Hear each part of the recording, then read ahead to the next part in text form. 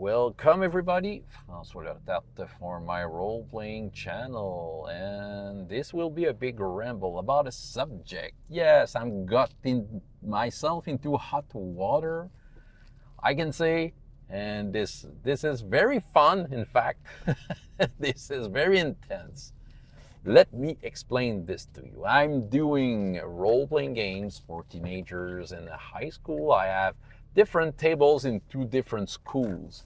Well, one of the table is in one school, the three others are in the same school. And I'm all playing all in RPGs, and this is a living campaign. And this year I have conducted a quite, I don't know if I talked about this on this channel, my English channel, but I've conducted a very interesting experiment, in my opinion, about having some sort of a plot that is touching all of the tables.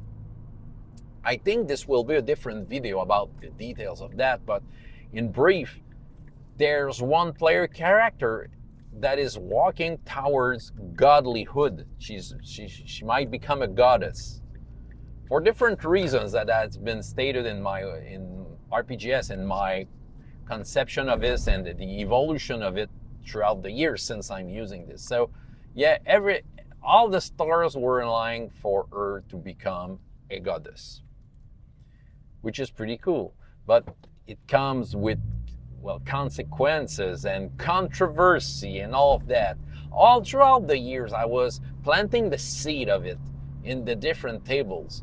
Often there were, well, when there were sort of clerics into some of the other table, then the player who is what might become the goddess, well, often they have a hard time choosing their patron. They just want to be the cleric and have some spells. That's it, okay?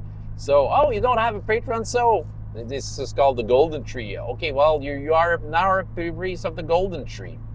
Throughout the years, there has been exchanges between different priests and the goddess herself, but without each other knowing that they were writing actually to another player at another table. Okay, I was receiving a message and sending it back to the appropriate player, and back and forth. I was in between. At one point, the goddess player, okay, realized something, because there was a priest in her group and she was kind of seeing stuff through his eyes, and okay, I have an effect on that priest, and she had some weird powers and weird stuff that she could do that is not written on her sheet. Okay, she was just able to do it. And okay, so it came up to this point where nearing the end of the year, the school year. So here's the situation. There's a crazy player versus player situation. Many players did realize that the Golden Tree religion might end the world as it is, as it was presented. Okay, if the Golden Tree goddess is succeeding into being a real goddess, she will cut the world from all of the pantheon, all of the gods, and she will be the only goddess of the world. And some players kind of realized it. So, player versus players did arise, because there was a big, it was a lot unfairness. All of the elves were highly advantaged by that. They could learn all of the spells, while the others were losing their touch with their god if there were some clerics, or didn't have any advantage in having those elves around. So in many of the tables, and they haven't talked to each other, and within 2 weeks there was a religious war within the group. Player versus player. People who want the Golden Tree goddess to succeed, and people who are against it. This is very intense. This is very dramatic. And this is real player versus player. And this is the first time I've encountered so much passion about something. This is a very interesting experiment. And all for the same reasons. Gives some power to some player, but not all of them, and then do you create this? And yeah, this is pretty nasty, I must say. How can I put it? Real player versus player, of course, the same advice will come. Okay, I have already begun, and I will continue every session up to the end saying, well, this is a game. You are against each other. There are winners, there are losers, but the losers won't lose all in the end. The world will change somehow, and there will be good stuff coming out of it in the end. But keep it sports. Keep it with a good gaming mind. Okay, just keep it that this is a game, and okay, don't draw bad blood out of the situation, because it's bad. Okay, you decided to go against each other without really listening to each other arguments, because there was arguments from one part to the other. Should the golden tree goddess win or not, and why she shouldn't win? Okay, and this is pretty nasty. People are keeping stuff for themselves.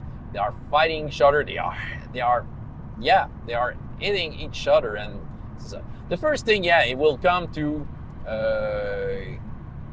having the good table behavior. Okay, having the good table behavior around the table. Okay, having the people playing their stuff right. So I will highly encourage that. There are teenagers, so it can become very silly with players versus player. I remember myself as a teenager, more like a teenager DM, and I saw those situations, just bad blood rising from two players, and so I need to bring some wisdom around here, which is not something new. Player versus player works well if everyone agrees about the outcome and the situation. The new thing, I think I never really realized, which is an obvious thing, but so far, if it has been mentioned in stuff that I have looked in the past about player versus player, whether it's videos or articles or anything, I don't remember that it was mentioned. A player versus player situation will probably be won by the players who knows the game, who kind of master the rules of the game and can handle them easily. I have those players around the table. Some of them have the same rule book as I. They're running their own games. They're mastering the game. They are invested players. They know their stuff. They know how to jazz them. They know how to use them and think outside of the box. Okay? Which is few players that are like that, who knows their stuff. And there are all of the other players who comes to the table enjoying themselves, but at the same time, they don't really know the game. Okay, they don't know the rules. They're not very interested into digging into them, which is fine. Okay, usually when we play, we just say, okay, roll dice, add that modifier, because we can look on this sheet and know about that stuff. So the players who knows the game, well, will probably win a player versus player against a player who doesn't. And this will be especially true in one of the table where they are all of the players who really know the games are on the side of, well, the goddess shouldn't win. And all of the others who wants the goddess to win, well, they're just casual players. And I realized that after last week's session, saying, well, those players will never win. When you're playing a role-playing game and everything is under control, I might say, everyone is working towards a common goal. They're overcoming the same problem, and When you have players who knows the game and players who don't really know the game, well, they will help each other. Okay, the players who knows the game will make a lot of suggestions to those players. Hey, you can do that. Okay, with your player, you have that special ability and all of that, and okay, they will listen. But when this player versus player, they won't help. So I need, as a game master, to step in at that point and try to advise those players. The thing I will try to do is be more patient with them. The first thing will be to do that.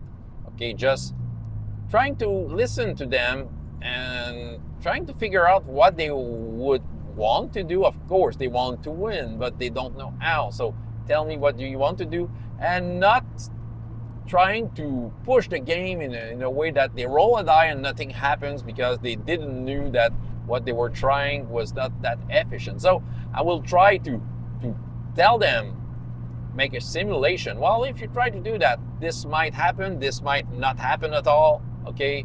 And trying to say, well, you might try something else because it won't be very efficient. So being transparent about the outcome, that will be the first thing. And the second thing will be to advise them without telling them what to do. But you know you can use that power, you know you can use this and that, okay? Trying to advise them with what they can possibly do because they don't know the game. The goal is not to tell them what to do, but it's just to help them get into their fictional character's head. Because as a player, they might not be highly efficient with the game itself, but in the fantasy world, their fictional character, well, should know their stuff. They know their stuff. They should know what to do with that. So they might be able to be efficient, but the player might not be able to trigger that efficiency enough. So I have to kind of help them. So without telling them what to do, I need to be the advisor, like their colleagues who knows the game when they're on the same side might advise them. So I need to step in and be that game master, be that person. I might try to help them and yeah, to see what will go on. But yeah, the table will flip. When this will be done, the table will flip a lot. And you know, I'm really excited about that. Even though this is player versus player, multi-table player versus player, and all around the RPGS world, and this is very exciting. This is a very fun experiment. I never thought I would choose that sort of situation in my life. Frankly, I won't run after the occasions. You know, I won't try to do that stunt again. It's just that this year I had a big occasion to try this. I always wanted to try something like that. Never thought that it would bring so many divisions between the players, but it high drama, and they will talk about it for years and years after. I'm pretty sure that this is quite big. Personally, I would prefer that the goddess doesn't win, but I don't have to pull that in the way. But since all of the gods are kind of angry, but they don't want to destroy the world for that, so they ask the help of the characters. Yeah, I don't know what will come out of this, but this is an awesome finale. Maybe if I think about it, I might do the story behind that, just dumping the info. RPGS, why did it came to that? Why a player character is might have his 36th level if we're talking into D&D BECMI terms, but yeah, that's exactly what is going on, and I just said yes to that and I'm in hot water. So yeah, that's what I had in my thoughts about player versus player, and especially the new thing about, well, if you master the game, you're the one who might win a player versus player situation. Right, in fact, that's what I had to say today. François Letarte for my role-playing channel, and up to next time, I hope you have as much fun in your life as in your games. Goodbye.